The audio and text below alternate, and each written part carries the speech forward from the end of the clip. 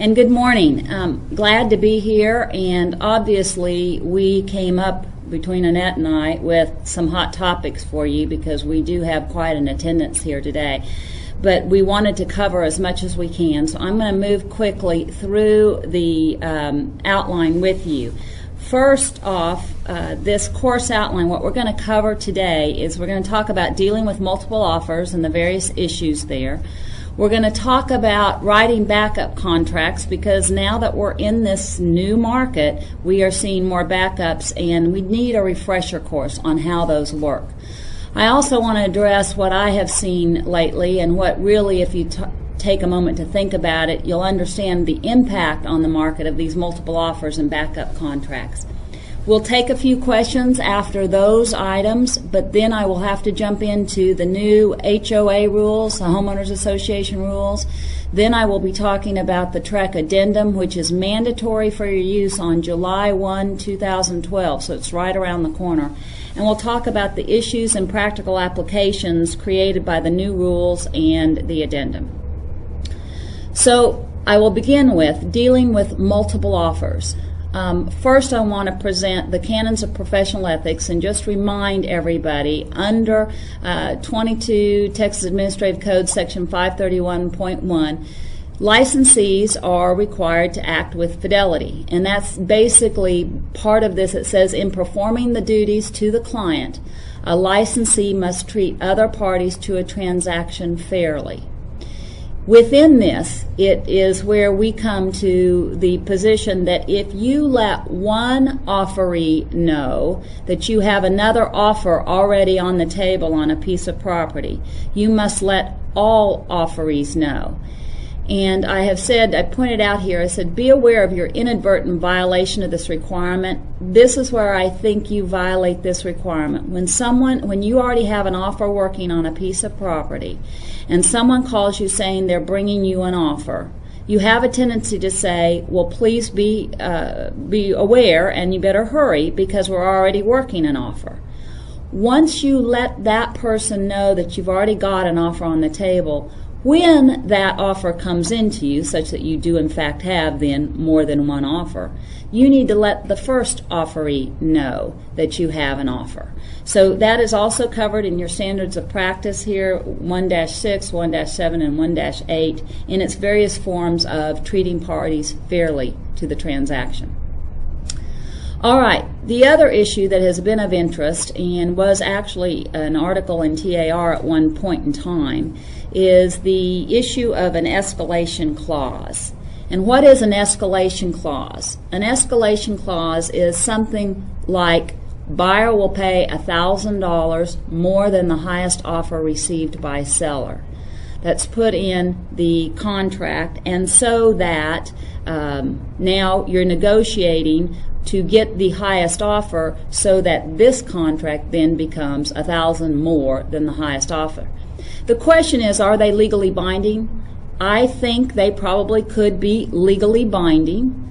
The question, though, I have more questions than I really have answers. How do you prove the offer to the buyer who's written an escalation clause? How does that buyer know it's a bona fide offer and not just a brother-in-law deal? Does the seller have the right to give details of the offer to another offeree? So for the seller to prove what the offer was, does he have the right to give details of that offer? I think he does. It is his information that he has the right to share. Now, for an agent to reveal details of a highest offer to another offeree, in my opinion, you must get your seller's permission in writing under your License Act. So don't leave that alone. But is that really a practice that we want to do? But I am seeing more and more escalation clauses in contracts. The other thing that I've seen in escalation clauses and concerns me is what protections are in place for the buyer. Some people say, well, I'll just put a cap on what the buyer is offering. So the buyer is going to offer $1,000 more than the next highest offer, but they'll cap it at a certain value. In my opinion, it really kind of defeats anything. I think a seller would just come back and counter at the cap. At least that's what I would do as a seller. So is it really working for you? People say that the escalation clause helps them beat multiple offers in there because their buyer really wants the property, and that's the only way that they can beat that. So people are using it. My question then, I now throw out something interesting. The listing agent's duty is to get the best transaction for his client.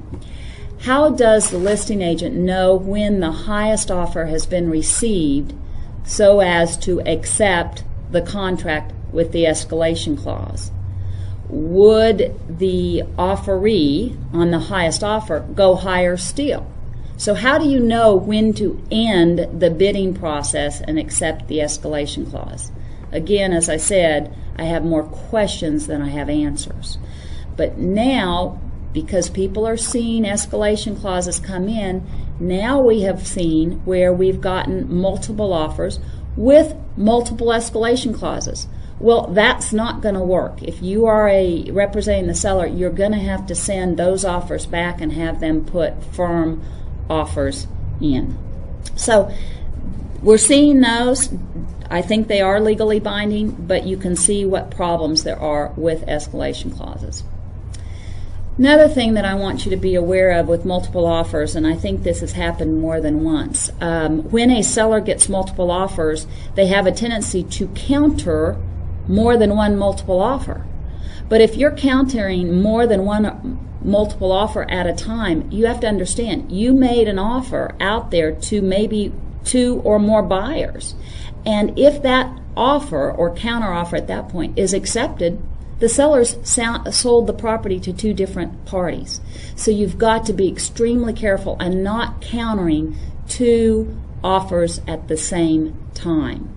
I know it's tempting because people say, well, I'll just accept the best offering back. But remember, if you have an offer outstanding, if it is accepted at any time before it is terminated, your seller is bound. All right, the other thing that we've had some big issues on is you need to avoid any oral misrepresentation as to seller's acceptance of an offer. As you well know, until a contract is fully executed, it is not binding. Again, we have a tendency to say to a buyer's agent, yes, if you offer this, my seller will accept it. You get back orally and say, okay, my buyer will go to that price, and then you get back and say, okay, my seller's accepted your price. Until the seller has executed the contract, that contract is not binding on the seller. Don't get yourself caught like that. All right, now, okay, we didn't win the offer, but we still want to have, we still want the opportunity to get the property. What do we do now? We can write a backup contract. But interestingly enough, people have forgotten how backup contracts work. Backup contracts are contracts. After all, what you're wanting is the seller is wanting someone bound to them to buy if the first terminates, and the buyer wants the seller bound to sell to them if the first terminates. So they are contracts. They're just subject to one more contingency, and that contingency being termination of the first. I put a note on my backup, this slide, because I've had some now questions about doing multiple backup offers or backup contracts, and I just want you to be aware the promulgated addendum for backup contract cannot be used for multiple backup contracts. If you want to write a second backup contract on a piece of property, you need to get legal assistance. Okay, next thing about a backup contract. A buyer is bound even though they're in a secondary position. Remember, that's what we wanted by this backup contract. We wanted someone in the wings in case this extra contingency fell out, meaning the termination of the first contract. So the buyer is bound even though in a secondary position. They must deposit the earnest money. If you will look at the addendum, and we've added it as an exhibit here, that it says earnest money and option fee, if required under the contract, must be deposited when the backup contract is executed. So earnest money and option fee are paid. Now, here's the next question. most people ask, well, does the option fee get refunded to the buyer if they never become primary? And I tell you no, because what the buyer has paid for when they pay an option fee, albeit in a backup contract, they've paid for the right to back out of the contract at any time. So the buyer is free to continue to look at other houses if he has an option while he's still in a backup, and if in the backup he's still in a backup position, he chooses not to wait for the first or to wait for the contingency period, he can send a notice of termination to the seller under the option to terminate if he has an option fee. Again, the option fee pays for the right to terminate, and that right is earned by the seller even if the backup never becomes primary. So even if the buyer never has the opportunity to exercise the option, it doesn't mean they didn't have the right, and the seller is being paid for the buyer's right to walk away at any time. So that option fee is due and payable at the time the backup contract is deposited. Okay, for the remainder of the time deadlines in your backup contract, the buyer's performance is not required until first contract terminates. And when I tell you about the performance deadlines, that's application for the loan, that's ordering the survey, that's ordering the commitment, all of those things. Under the backup contract, it says, except as provided herein, the buyer is not required to perform. So the performance timelines don't run until the first contract terminates. And the way a backup contract reads, it says that the effective date will be amended to be the effective date, to be the date the seller gives the buyer notice of termination under the backup contract. They give notice of termination of the first contract. That then amends automatically, the date of that notice amends the effective date in your backup contract to the date of the notice from seller to buyer that the first contract is terminated. And then, as you know in your contract, all the time deadlines in the contract for performance of ordering surveys, getting commitments, applying for the loan, run from the amended effective date. You do not need to do an amendment to the contract to do an amended effective date. Again, it's the written notice from the seller to the buyer that the first contract is terminated. The notice must be in writing, and that is covered by paragraph 21 of your contract. Remember where it says any notices required under this contract must be in writing and are effective when emailed or mailed or electronic delivery or fax as shown in paragraph 21. So that's how you get to your amended effective date on your backup. Okay, what has been the impact of our multiple offers? Well, we've got an additional issue of low inventory right now. And I will tell you from my personal experience what has happened with this impact of multiple offers and backup contracts. Seller has no tolerance for delayed closings.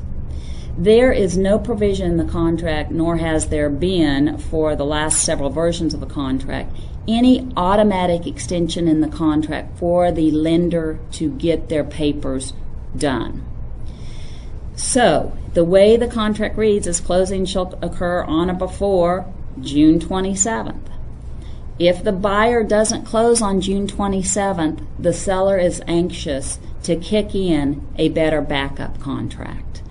And I have always taught that without the words time is of the essence in the closing date, they can, I think they need to give notice and opportunity to cure because it's a default with not time is of the essence. So, but if a seller just said, okay, you didn't close on June 27th, I'll expect you to close tomorrow, and they consider that a reasonable time, and your lender can't get the papers, they can terminate the contract. I had a situation where a seller was terminating a contract because he had a backup offer for $15,000 more than the purchase price on my closing.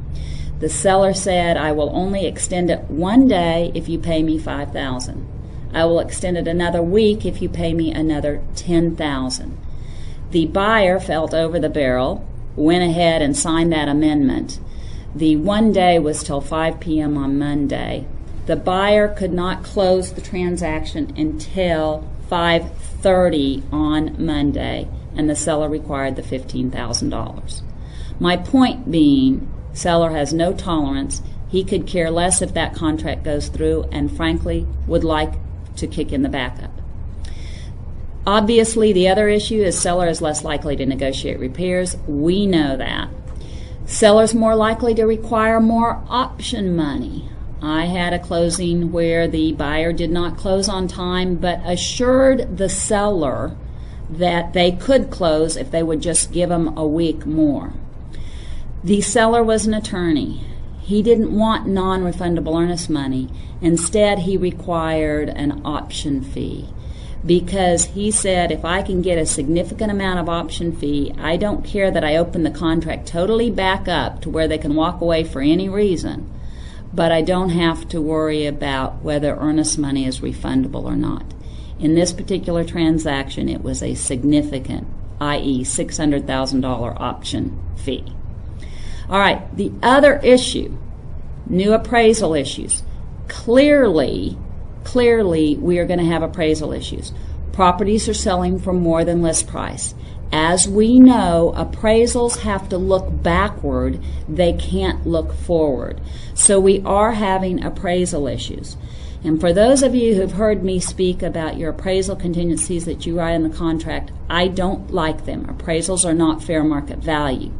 But let me tell you what happens when you write an appraisal contingency in special provisions that says the property must appraise for the sales price or greater, or this contract terminates. That language then means the contract terminates for both the buyer and the seller, meaning that appraisal comes in. The buyer may choose to go ahead and put more down because they understand that appraisal isn't fair market value, but the seller can terminate it and take a backup contract. So be careful on that. Broker-lawyer committee changed that language in the paragraph that talks about the property approval for lender purposes. It used to say if the property didn't meet the underwriting requirements of the lender, then the contract terminated. That language was changed 2 versions ago to say rather than the contract automatically terminates, it says if the property doesn't meet the lender's underwriting requirements, buyer may terminate. So it gives the buyer the option based on that appraisal. Okay, I think I've gotten to a point where I can answer a few questions. Let me see if I can answer some of the questions. One of the questions that came in on, and this has to do with backups, and I totally understand this. When the original contract does not close on time, but the buyers refuse to terminate, how do you move forward to the backup contract? That is a very sticky situation, and I wish I could tell you that there's an easy way to do that. But that is where I come to you. The seller must be very careful not to give notice to the secondary buyer, the buyer on the backup, that the first is terminated until, in fact, the first has terminated. Just because you think it's terminated, if the buyer on the first contract won't give you a release of contract, then the seller should not and risks high liability for giving the secondary buyer written notice that the first is terminated, because they're bound then on 2 contracts, possibly. One question, and I'll have to read this and make sure I understand. It says, my sellers have told me not to even send them these types of offers, and the buyer's agents have threatened to file complaints against me. If my seller says not to present, I don't have to, correct? And I will agree with you. If your seller says do not bring you offers of certain types, I don't care whether it's an escalation clause or whatever it is, if the seller says don't bring me offers with that, then you do not have to bring offers to them like that. So you represent the seller, and that's what the seller has asked you to do. Question is, where in the contract should the escalation clause be? Can it just can it be just an email to the seller agent? No. Escalation clause would have to be in the contract to be binding on the buyer. And my suggestion, it's difficult to put that in 3C, but you could probably asterisk 3C and say see below, and then say, sales price will be $1,000 more than the next highest offer. These are problematic because then you're going to have to probably put in the cash payable at closing and the loan amount payable at closing, percentages, which we've always told you that's practicing law without a license if you put in percentages versus dollar amounts, because the contract is written for dollar amounts. But more importantly to me, when you put in percentages under the paragraphs 3A, 3B to get to 3C, that's the cash down and loan amount, you don't tie the percentage to something. So if you did 3A, you'd put 20% of 3C so that you tie it to something, or 80% if you're talking about the loan, if you're in 3B and you're talking about the loan. But it does make it problematic. I do think they're binding, but I do think it's problematic, and I'm afraid if you write that without the help of legal assistance, you could get yourself in trouble. Would it be better to use the seller's invitation to submit new offer during multiple offers? Yes. The seller's invitation, as I understand it, is not a counter to a current contract. It is more of received your contract, thank you, not accepting that, but if you came back with X, I might consider it. As long as a buyer understands that if they come back totally with what exactly the seller invited them to come back with, it's not binding until the seller signs. When is it practical to have the buyer get the inspection? I'm thinking you're talking on a backup contract. In my opinion, on a backup contract, it is not practical for the buyer to get an inspection until after the backup buyer becomes a primary buyer. There's no reason to get it before and no reason to go to that expense, because the option period will run all the way through the backup under paragraph D of the backup contract and through the number of days you provided in paragraph 23 after the amended effective date. So I think you wait on the inspections on that. Many title companies will not accept a second earnest money deposit. I disagree. I mean, I don't disagree that they won't. I'm just saying they are in the wrong. Title companies can accept earnest money deposits on backup contracts. I don't know why they don't accept it, but they can accept it on backup contracts, and earnest money is due at that time. If you don't deposit your earnest money at that time, you're in default of the contract. I have heard the language of home must appraise is legal language and should not be entered by the agent. Is that true? Yes. The appraisal contingency in your special provisions, I see a lot of contracts in that. I don't have the time to talk about why that shouldn't be done, but this question just simply says that's practicing law without a license, and yes, it is practicing law without a license, but there are also some practical issues with writing it in there, as I've suggested earlier. It says when you have a backup that kicks in and the executed date is amended, should you also amend the date on the original contract and have all parties initial so there's no confusion for the lender and title company? I do not recommend that. That's not called for. My suggestion is to get your amended effective date documented.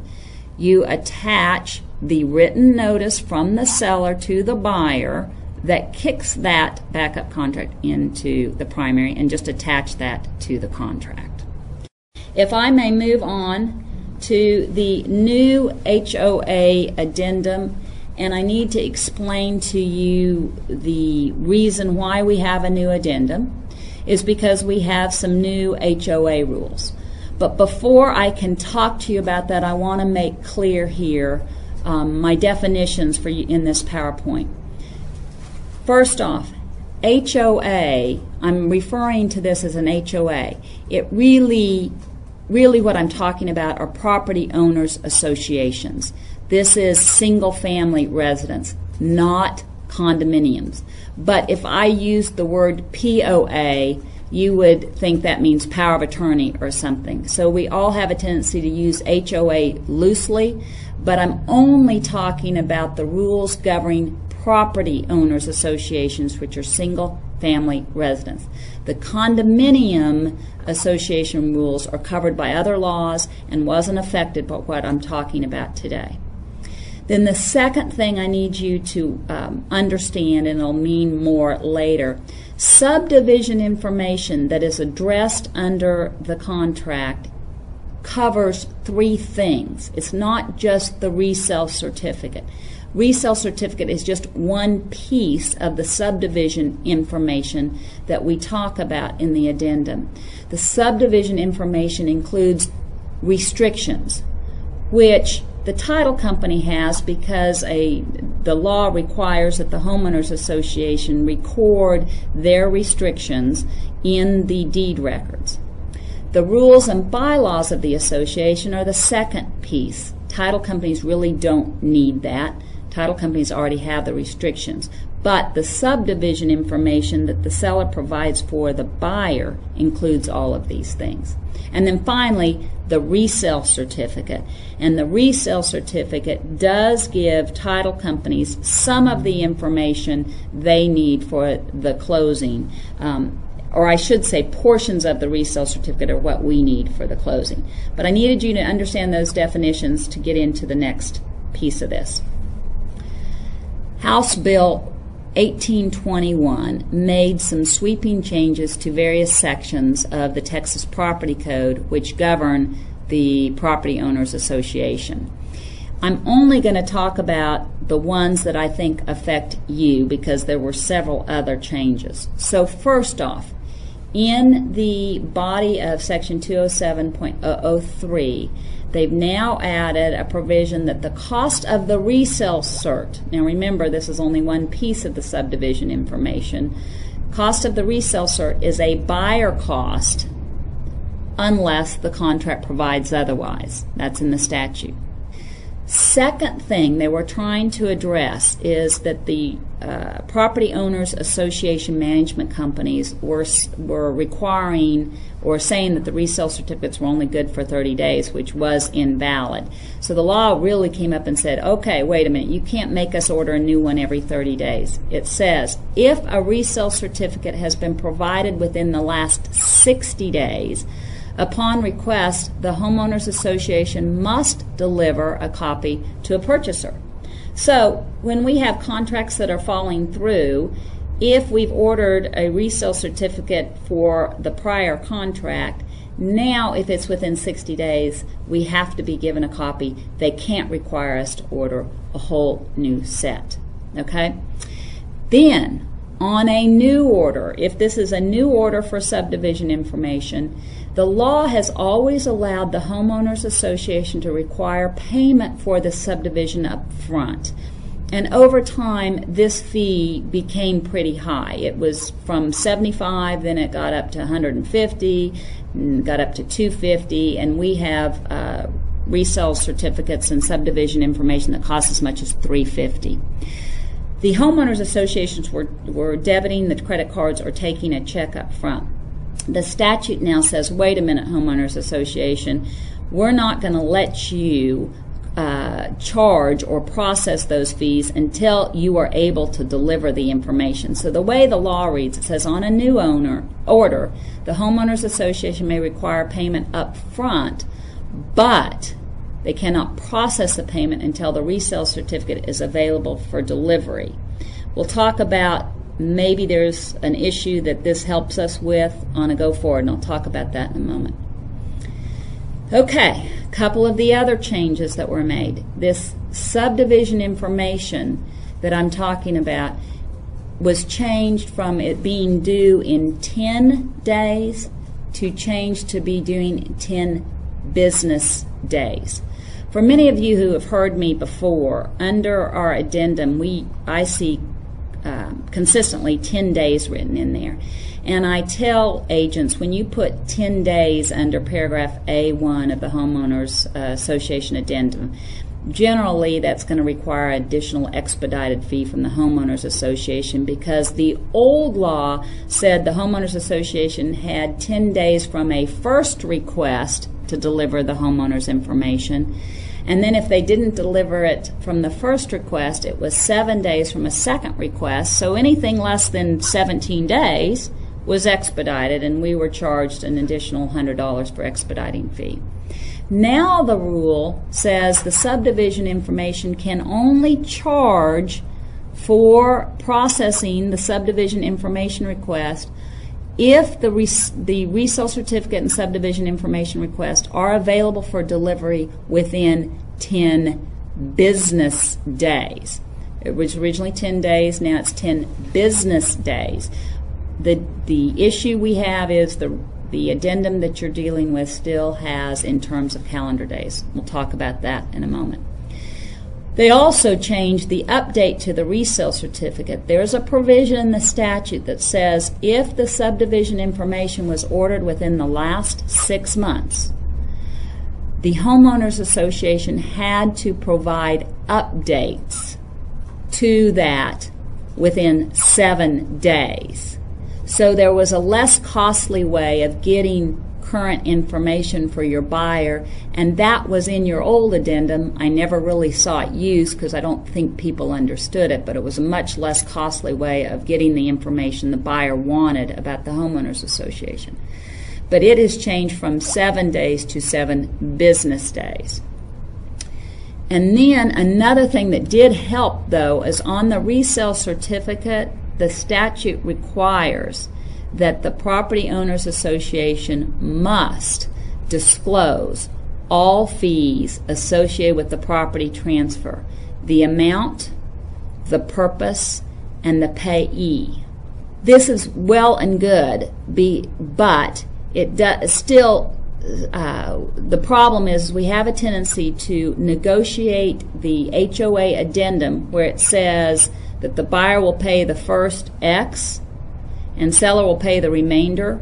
We had complaints from sellers at closing saying they had no idea the proliferation of transfer fees.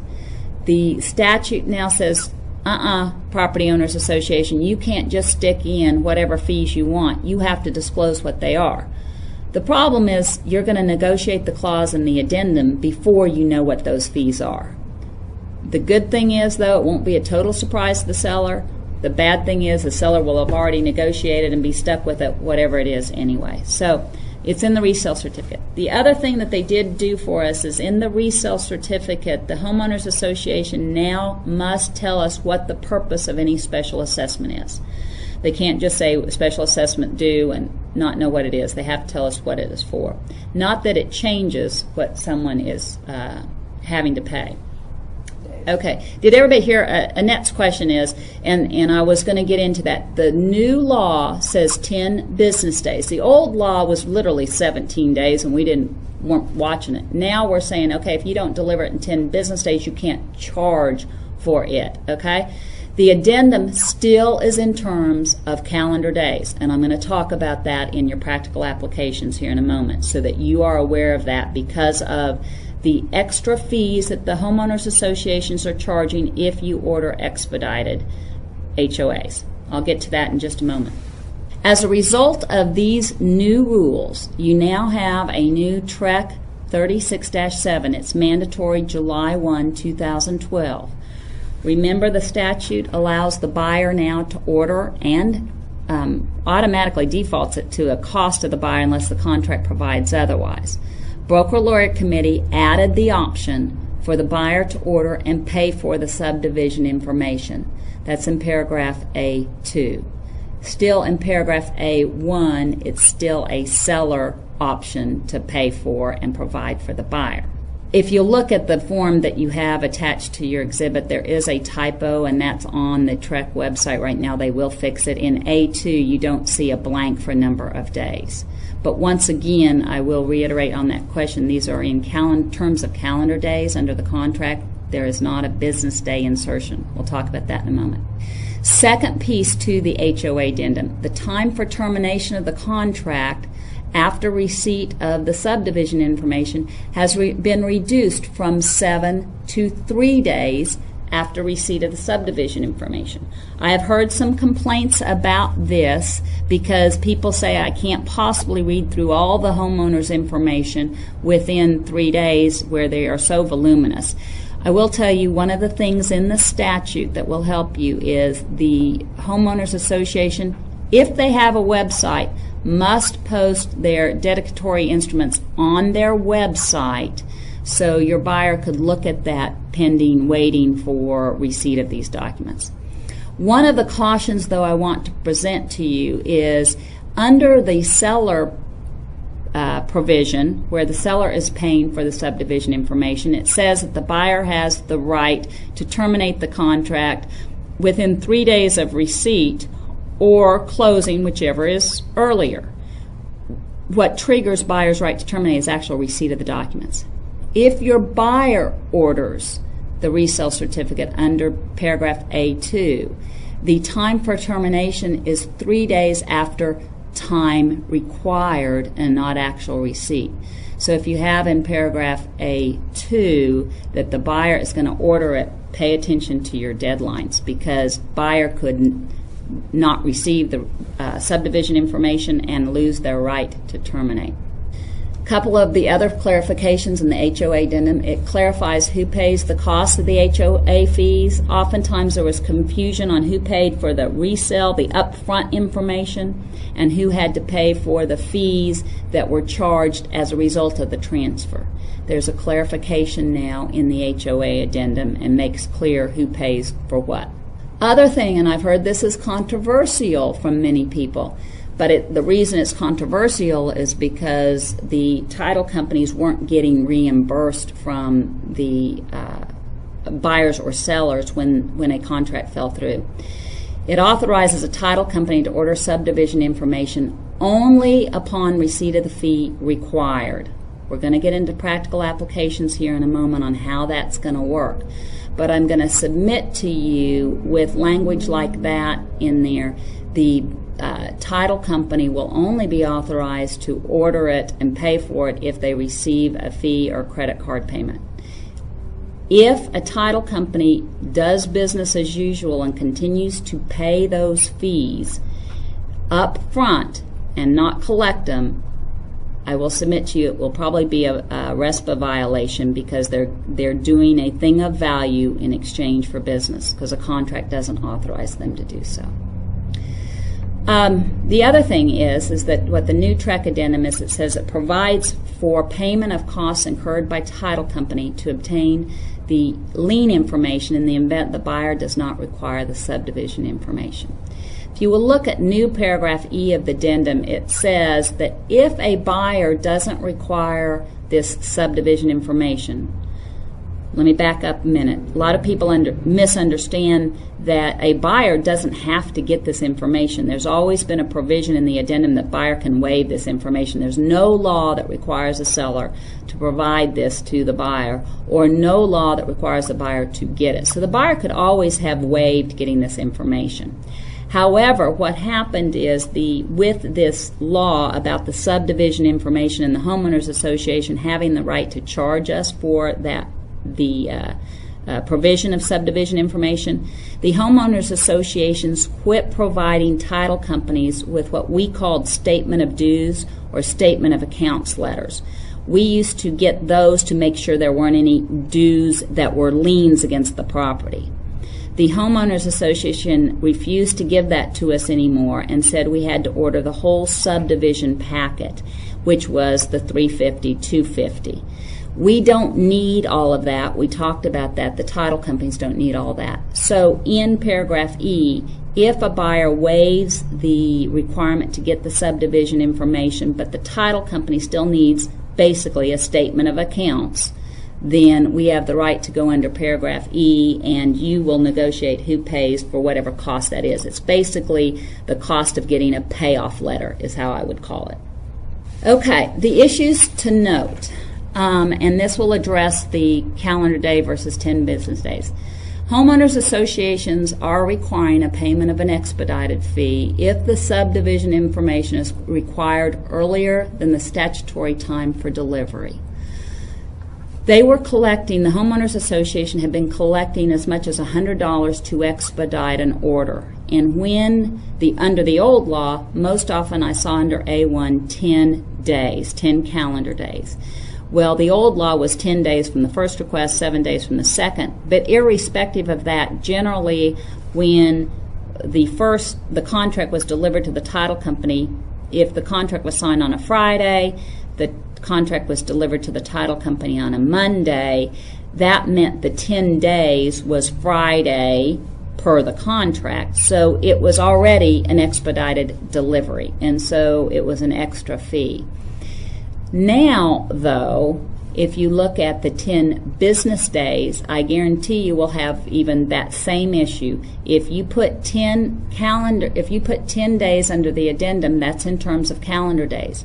If you want to avoid having a cost of an expedited fee, you need to allow for business days. But I submit to you, I'd rather not have you add 10 business days. I'd rather have you put 14 or 15 days in there. Now remember, the time for termination has been reduced from 7 to 3, so you can afford to put 15 days in there and still be at their same level. I highly recommend that rather than trying to use business days, because business days is a legal term and it's a banking day, and you have to understand that that includes Saturdays, and it also includes Friday after Thanksgiving. Most of us don't realize those are business days for legal purposes. Okay, the next issue is the party responsible for payment may have to pay an expedited fee or face ramifications under the addendum. I'll just share a story where we ordered a resale certificate and homeowners information under the old addendum, and we ordered it expedited because it was the exact example I gave you a moment ago. We ordered it on Monday. It was due on Friday per paragraph A1 of the contract. The contract fell through, or actually no, the contract actually closed, and we charged the seller for that fee at closing. That fee included an expedited fee, and he asked why he was having to pay for it. We told him because we're trying to meet the terms of the contract.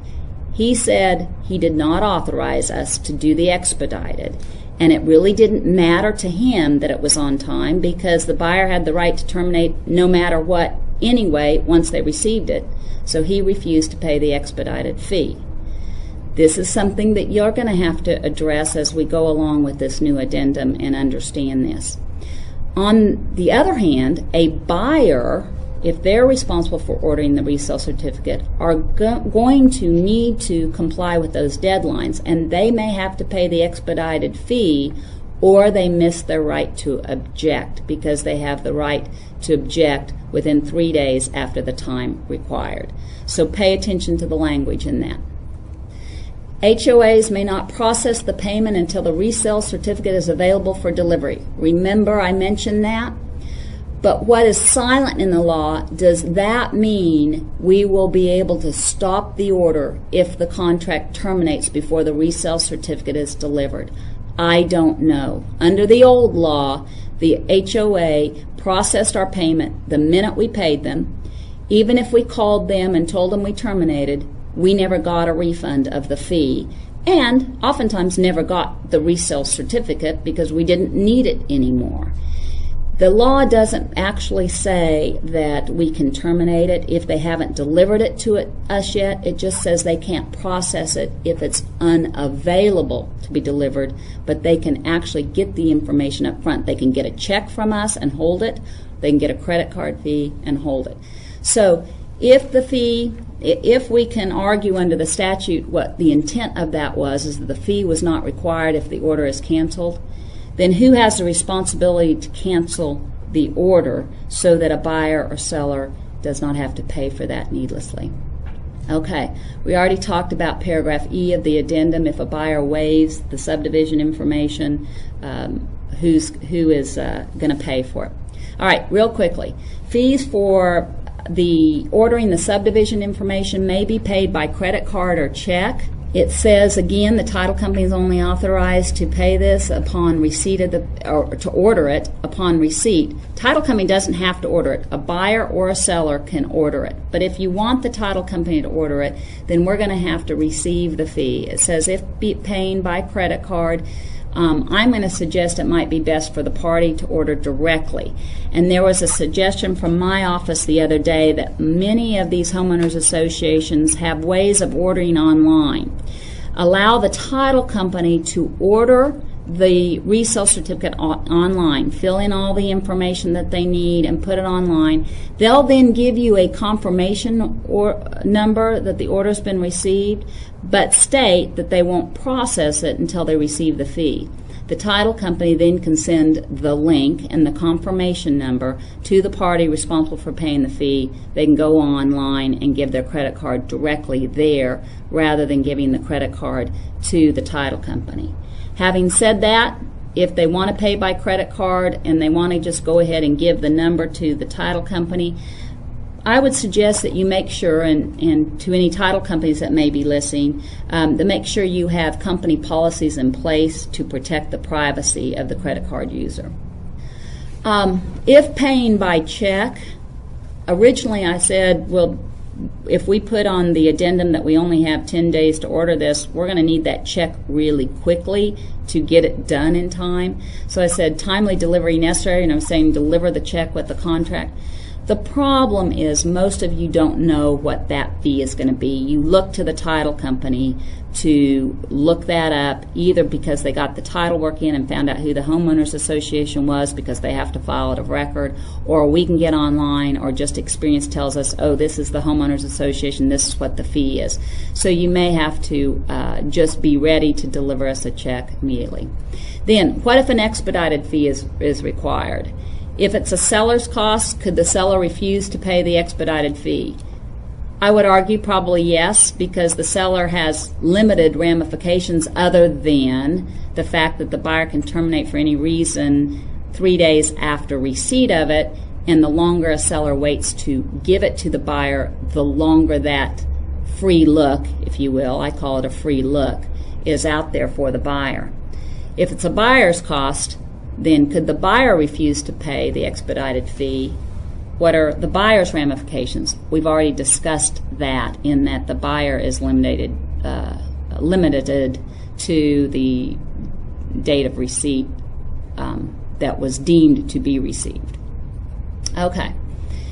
Now again, I said if the contract terminates prior to the subdivision information, will buyer or seller expect a refund?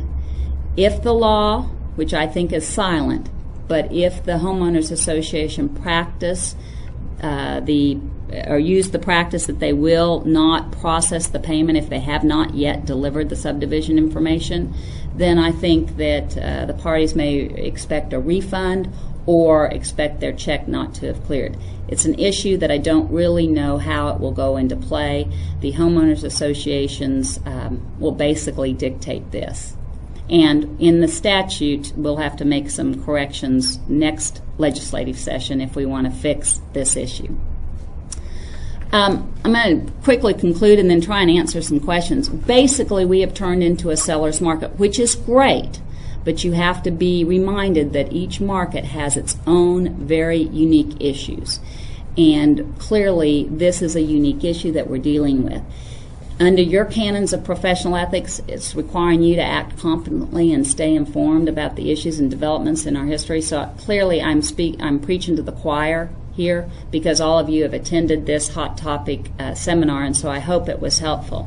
I will now try and get into some of the questions that I see up here. We've got several of them. The one in blue. Some of these small HOAs are almost impossible to locate. Is there any law being considered to make them easier to locate? Title companies are not always able to help locate. Same with rural water companies. Let me deal with just a piece of this. Yes, there is a law in place that actually was enacted a few years ago that says if the homeowners association is managed by a property owners association, that notice of management is to be filed in the deed records with address and contact information. So they are supposed to file that information in the deed records. I know some of the small homeowners associations don't really even know all of the laws, and that's a problem, but they are supposed to record that. Clearly, if the seller's property is in a mandatory homeowners association, they must have been paying some dues or something. They should have some contact information. We should be able to get that. Other questions? What are the ramifications if you close in a property owners association and the addendum wasn't completed and a resale certificate not delivered? Nothing.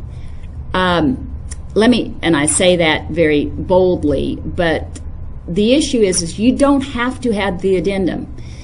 The only notice that's required from the seller to the buyer to make the contract binding when there is a POA involved in the property is under paragraph 6E2 of the contract. And if you read 6E2 of the contract, it goes on to say if buyer is concerned about these matters, then the addendum should be used. It makes it clear that the buyer doesn't have to have the information. They can waive it. But for whatever reason, we've understood they have to have it.